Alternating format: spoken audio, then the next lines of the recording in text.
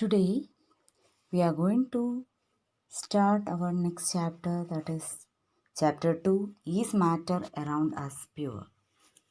In the first chapter we discussed matter around us. We are able to understand that everything which is seen around us belongs to matter. So in this section we are going to deal matter around us is pure or not. In this video, we are going to give an introduction for this chapter. We are going to see what is mixtures and what are the different types of mixtures.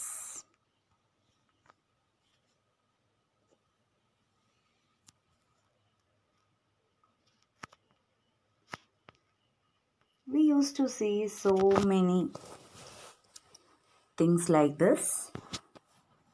Here, you are able to see it is written that it is fresh and pure. In this case also you can see they written it pure ghee. This is also a common thing which we are commonly using. Do you believe all these things are pure? Why they written it is pure in the label? Is it pure?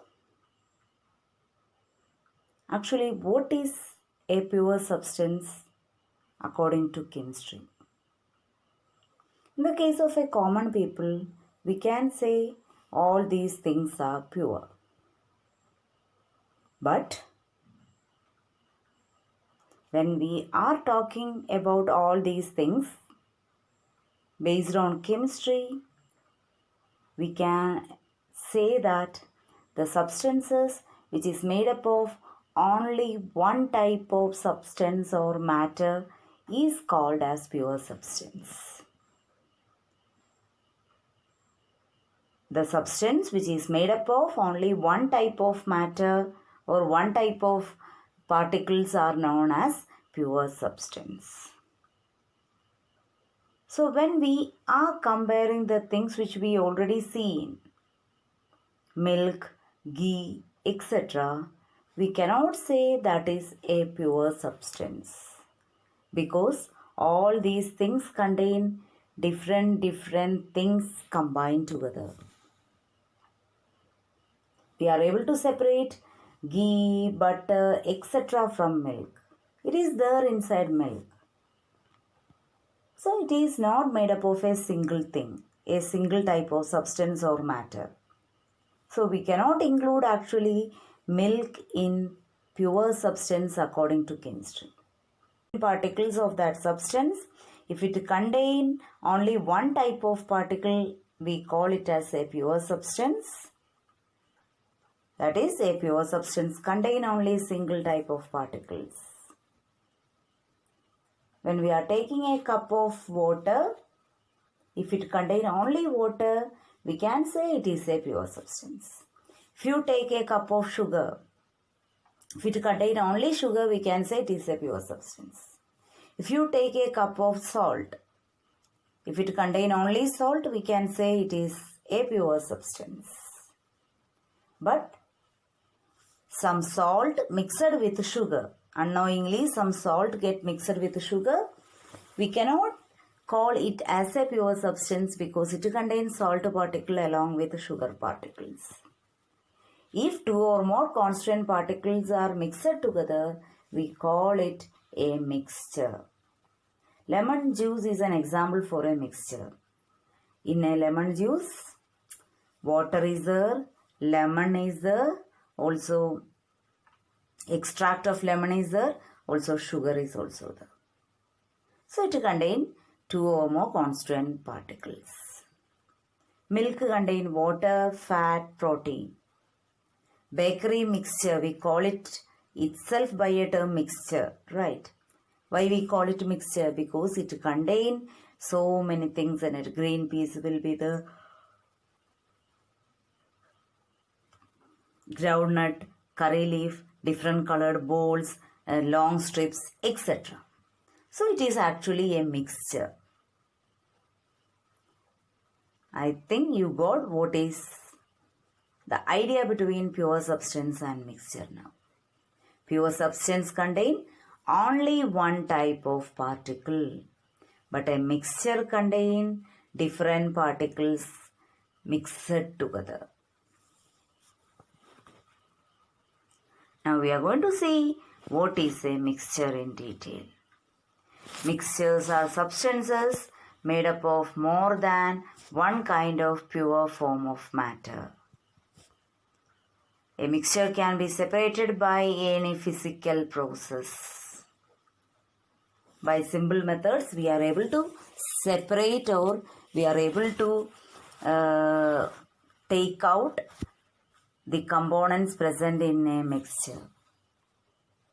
Salt can be extracted from seawater by a process called evaporation. If I give you a plate full of bakery mixture, you are able to separate different components into different categories even by hand picking. So a mixture can be separated by some physical process. But a pure substance cannot be separated into other kind of matter by any physical process. If I given you salt is NaCl, we know that you are not able to take sodium out of it or chloride out of it by simple processes. Sugar is a pure substance which cannot be separated. You are not able to separate the content present in sugar by a simple process. So a pure substance cannot be separated into other kind of matter by any physical process. Now we are going to see mixtures in little more deep. That is, there are mainly two types of mixtures: homogeneous mixtures and heterogeneous mixtures. Homo. The word meaning homo is same. So what is homogeneous mixture? Mixture which has a uniform composition throughout it. We can take a small example. Dissolve some sugar in water. When you taste that water from any part of that beaker, you will get the same taste. If you dissolve it properly, same taste will be there all over that beaker. That is the reason why we only take one sip for understanding whether sugar is there in tea. We are not taking one sip from top, one sip from bottom, or one sip from side in order to understand the sugar. When we are drinking tea, each sip is not having different taste. The amount of sugar will be equal everywhere. Amount of tea particles present will be, tea dust particle present will be same everywhere. So it is a homogeneous mixture, having same taste throughout or having same composition throughout is known as a homogeneous mixture. Now what is a heterogeneous mixture? This mixture is not having a uniform composition throughout, which means that it is giving different composition at different part of that mixture. We can take one plate full of bakery mixture. When you take from one part, sometimes you will get a long strip. If you are taking from another part, maybe groundnut will be there in your hand. When you are taking from another part, maybe green peas or curry leaf will be there in your hand. So we are getting different thing at a different part of that mixture, which is coming under a heterogeneous mixture. A mixture which contain physically distinct parts and have non-uniform composition throughout. That is known as heterogeneous mixture. Now, we can do a small experiment. Take 4 beakers, label it A, B, C, D. In A, take 50 ml of water and 1 spatula or spoon of copper sulfate powder in it. Mix it well. Take the second beaker B, take 50 ml water and add 2 spatula of copper sulfate powder and mix it well. Take third test tube, add a different amount of copper sulfate and potassium permanganate in it. 3 or 4 spoon of copper sulfate, 2 spoon of potassium permanganate in it. Take the fourth beaker, add 8 spoon of copper sulfate and 7 spoon of potassium permanganate or common salt in it. Mix it thoroughly. What will be your observation? In the case of first beaker and second beaker, you will get a homogeneous solution or the mixture with same composition everywhere. That is, copper sulfate mixed with water and mixing well means copper sulfate crystals will dissolve in water and form a blue colored solution. Now, what is the difference between beaker A and B? Color will be different. A will be having light blue color, but B will be having little more dark blue color due to the difference in the amount of copper sulfate crystals added. But in C, copper sulfate is mixed with potassium permanganate or common salt. 2 different colored solids get mixed together. Copper sulfate is blue in color, potassium permanganate is purple in color, dark violet or purple in color. So you are able to see blue colored crystal along with purple colored crystal separately when you mix it.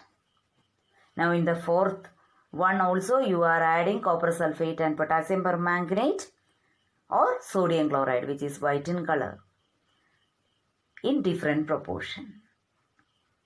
Here also you can see this blue colored crystals, violet colored crystal or white colored crystal separately.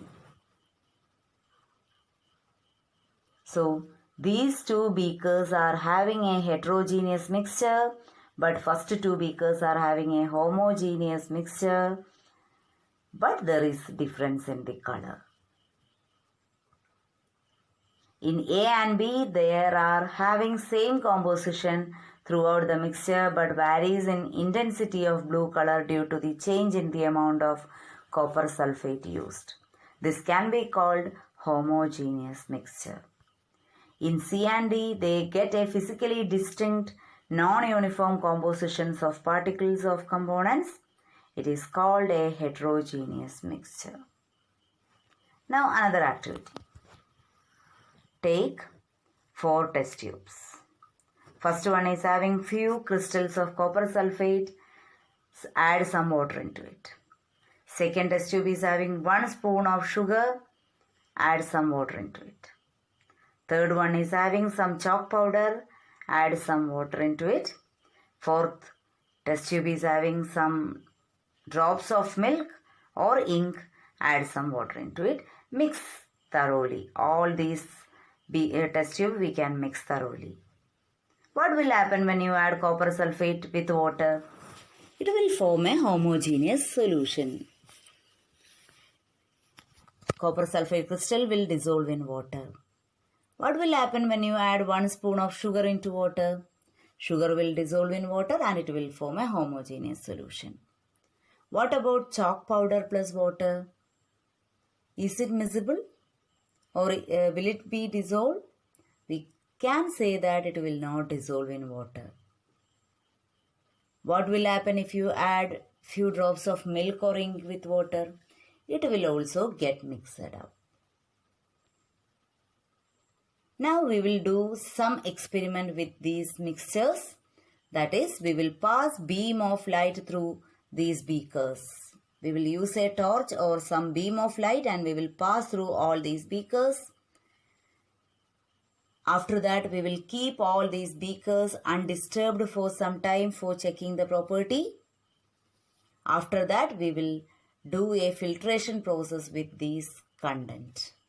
Take a filter paper fitted in a funnel, pour these mixtures through the filter paper and we will check what is the observation. So this is the thing which we are going to see in this chapter.